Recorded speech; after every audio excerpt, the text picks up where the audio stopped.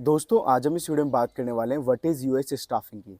आपने अपने बहुत से दोस्तों को कहते हुए सुना होगा कि वो एक यूएस स्टाफिंग कंपनी में काम करते हैं, तो आपके मन में ये डाउट ज़रूर आता होगा कि आखिर ये यूएस स्टाफिंग होती क्या है? अगर आप भी इस कंपनी में काम करना चाहें तो आपका क्या काम रहेगा? क्या सैलरी रहेगी? क्या शिफ्ट रहेगी? और क्या इसमें करियर है या नहीं? तो सारे डाउट्स क्लियर कर दिए जाएँगे। मेक श्योर वीडियो शुरू से लेकर एंड तक ज़रूर देखें और चैनल पर नए अगर नए हैं तो सबसे पहले चैनल को सब्सक्राइब कर लें।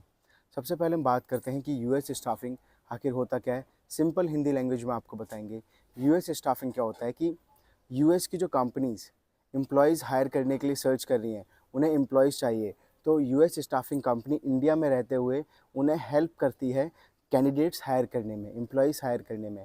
जैसे कि और आखिर ये कंपनी कैसे अर्न करती है, जैसे कि मान लीजिए यूएस में कोई कंपनी है, उसे आईटी के लिए कोई सॉफ्टवेयर इंजीनियर चाहिए, कोई फ्रीलांसर चाहिए या परमानेंट जॉब रोल के लिए चाहिए। तो ऐसा होता है कि अगर कंपनी कहती है कि हम $70 पर आवर या $70 पर डे का देने वाले हैं, तो अब यूएस स्टाफिंग कंपनी क्या करती है, और अगर आप उस कंपनी में काम करें तो आपका जॉब रोल ये रहेगा कि अलग-अलग जो monster.com, linkedin.com, jobsearch.com, बहुत सारे जो यूएस में जो जॉब सर्च पोर्टल्स हैं, वहाँ पे जाके आप कैंडिडेट सर्च करेंगे, एम्प्लॉयज़ सर्च करेंगे जो कि जॉब के बारे में सर्च कर रहे हैं, जो जॉब ढूँढ रहे हैं। आप उनसे कॉन्टैक्ट करेंगे ईमेल के थ्रू, कॉल के थ्रू, चैट के थ्रू, और उन्हें कन्विंस करेंगे उस जॉब के लिए, और वो चेक करेंगे कि वो एलिजिबल हैं या नहीं उस जॉब के लिए। फिर उसके बाद आपको जो कंपनी पे कर रही है $70, तो आप उसे $40 या $50 में एग्री कराएँगे या $60 में एग्री कराएँगे, और बीच का जो मार्जिन बचेगा वो आपका बन जाता है। तो इसी तरीके से जो यूएस स्टाफिंग कंपनीज़ हैं इंडिया में, वो पैसा कमाती है। ज़्यादा पैसे लेती है कंपनी से, और जो बंदे जिन बंदों से काम कराया जाता है यूएस के ही बंदों से, उन्हें कम पैसे देती है। ये बहुत से जगह पर फ्रीलांसिंग भी कराई जाती है कि पर डे या पर आवर के हिसाब से भी पे करते हैं। बहुत तो वहाँ पर हर जो जो डिफ़रेंस होता है उससे वो काट लेते हैं। और कभी-कभी परमानेंट जॉब के लिए हायरिंग की जा रही होती है, तो उसमें एक ही बार में पूरा डिडक्ट कर लेते हैं। जैसे कि मान लीजिए परमानेंट जॉब रोल के लिए कोई यूएस की कंपनी, आईटी कंपनी सर्च कर रही है, कोई सी भी कंपनी सर्च कर रही है, तो उनको एक बार ही कैंडिडेट देके, उससे एक बार ही जो उस कैंडिडेट की ईयरली की सैलरी होगी, जो एलपीओ होता है कि 1 साल की इतनी सैलरी है, उसमें से 10-20% एक बार में ही ले लेते हैं। और किसी-किसी से मंथली काम कराते हैं और हर मंथ कमीशन लेते हैं उसकी सैलरी से।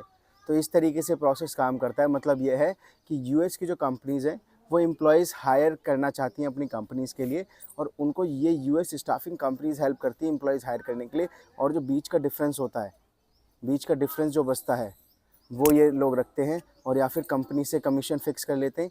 ये सारी चीज़ें यहाँ पर होती हैं। और आपका भी जॉब रोल यहाँ पे यही रहता है कि अच्छे से कैंडिडेट्स के बारे में सर्च करना अलग-अलग पोर्टल्स पे, monster.com, linkedin.com, और भी बहुत सारे पोर्टल्स हैं जो कि यूएस में लोग यूज़ करते हैं जॉब सर्च के लिए।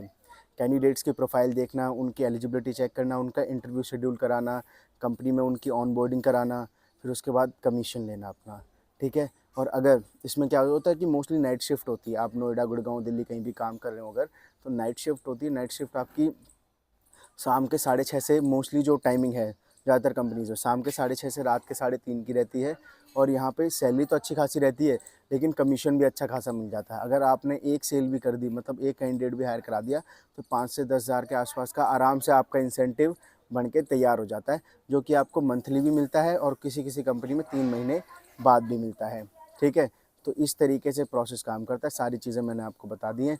अभी भी इस प्रोफ़ाइल के बारे में कोई डाउट है, जैसे कि अब आपको ये भी डाउट हो सकता है कि आखिर इसके लिए क्या एलिजिबिलिटी क्राइटेरिया चाहिए, तो कोई बड़ी चीज़ नहीं है। कम से कम अंडर ग्रेजुएट भी हैं, तो भी काम कर सकते हैं। बस आपकी इंग्लिश कम्युनिकेशन स्किल्स, क्योंकि आप यूएस के बंदों से बात करने वाले हैं, इंग्लिश कम्युनिकेशन स्किल्स आपकी एक्सीलेंट होनी चाहिए, रिटन और वर्बल दोनों की दोनों। बेसिक कंप्यूटर नॉलेज होनी चाहिए, बस, और इससे ज़्यादा कुछ नहीं।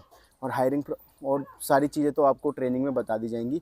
जस्ट आपकी कम्युनिकेशन और बेसिक कंप्यूटर नॉलेज होगी, तो आप इस जॉब को कर सकते हैं। और कम से कम अंडर ग्रेजुएट हो आप, फर्स्ट ईयर चल रहा हो, सेकंड ईयर चल रहा हो, थर्ड ईयर चल रहा हो, या तो ग्रेजुएट हैं तो वो और भी अच्छी बात होगी, ठीक है? तो आई होप मैंने यूएस स्टाफिंग के बारे में सारी चीज़ें बता दी हैं।